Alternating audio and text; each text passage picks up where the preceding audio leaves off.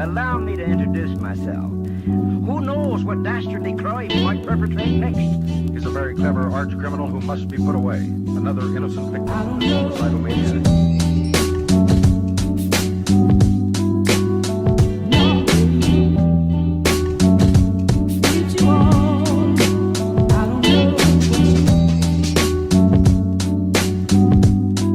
What is happening, people? Just want to put this out there. There was no Games Talk Live on this past Sunday, that being Halloween, a holiday, as I tweeted about it, which a lot of people missed, apparently. Yeah, I don't do videos on holidays. That is strictly family time. Now, let's move forward. Sega, Microsoft, let's talk about it, this partnership. Let me tell you about what it is, or rather what it isn't, and that is an acquisition. It's not an acquisition, folks. This is strictly a partnership between Microsoft and Sega using Microsoft's cloud-based Azure servers for future titles coming by way of Sega. Now, this doesn't mean exclusives either, going straight to Microsoft or even Game Pass or any of that. Not excluding all that in the future. May happen, who knows, but that's not what this is about. This is just announcing, hey, we have a partnership deal, kind of like when Sony bought into Azure and struck a partnership with Microsoft. Same kind of deal here. It didn't mean Sony PlayStation games that would have anything exclusive go to Microsoft, nor does this mean anything exclusive is going to Microsoft by way of Sega. That's all this is here. Expect future games by Sega hitting cloud-based services.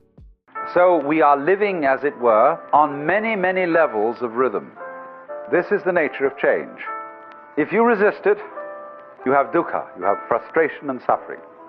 But on the other hand, if you understand change, you don't cling to it, and you let it flow, then it's no problem. It becomes positively beautiful. Now let's switch up gears and talk about Guardians of the Galaxy, the video game. Now, if you saw the 2014 movie, you know how these characters act, you know the banter between them during the movie. Well, it's the same thing here. Sure, their character models look different, and even the actors are different, but these actors do such a great job conveying exactly what the movie did. Seriously, folks, the banter between the characters is excellent. I mean, all through the game, they're talking to each other, and there's so many times where I laugh out loud when I hear Drax say something. That Drax, whoever plays him in this game, phenomenal job, and honestly, for me, he steals the show. Very good character here. But anyways, there's so many different character arcs and everything in the game, and if you talk to the characters, you learn so much about them and what they're going through and what they had been through, their history and all that stuff, and what they're striving to do throughout the game. And you yourself, you play as Star-Lord in the game. You have a lot to unpack here as well as far as story goes. I guess what I'm just trying to say here is that the game's story is really good, and it's solid so far. Sure, it has a little bit of animation jank at times, and the combat could be a little less clunky, but overall, it's really fun. Once you learn the combat, it is a blast. The major thing here is the story.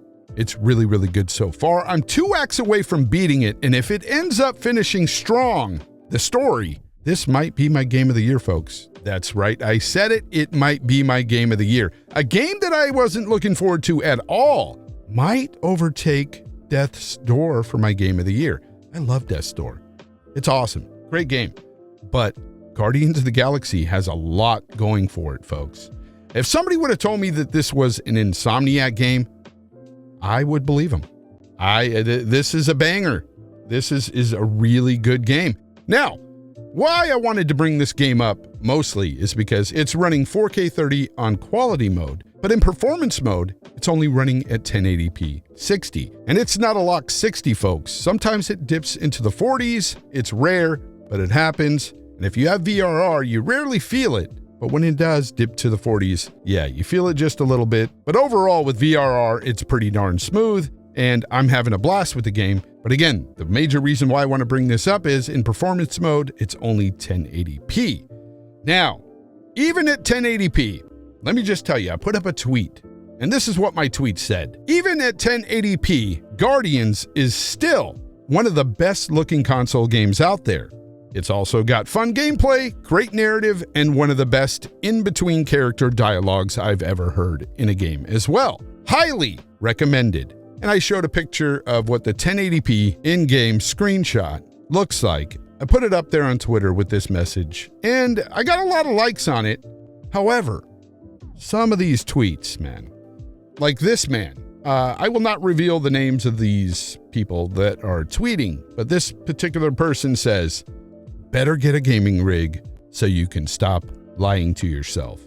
Sir, the only one lying to themselves is you. You stepped into a thread in which I was being very positive. I really like the game, and I like the way it looks. This other person says, no, just no.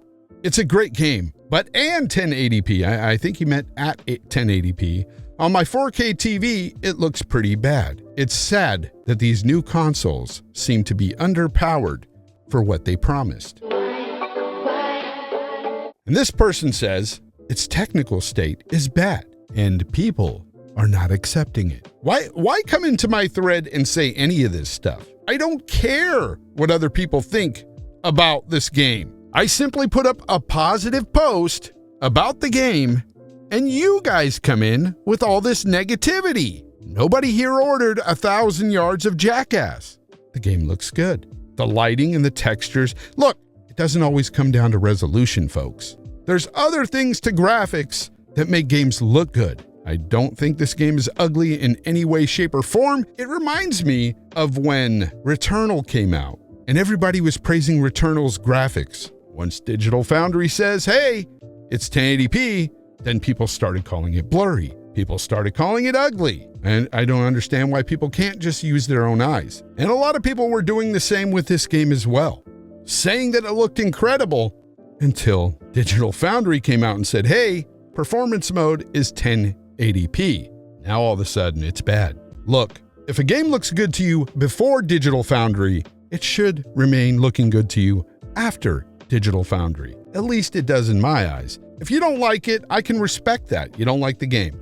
But if you liked it before Digital Foundry, especially in the graphics department, stop lying to yourself and saying you don't afterwards because you saw the technical analysis and it didn't quite line up with your eyes. Anyways, enjoy your gaming, wherever it's at, whatever it's played on, whatever you decide to play it at. Folks, bottom line is, it's not always about resolution when it comes to good-looking graphics. A game could look really good at 1080p with good textures and lighting, which this game has. It's got some real-time lighting, and it looks great on the Series X and the PlayStation 5. Really good. If you like games like Jedi Fallen Order, or even the Insomniac games like Spider-Man, go out and try this game. It's really good. Get back to me on it. Until next time, folks, try to be the best possible you. Be kind to one another. And of course, as always, my friends, game on.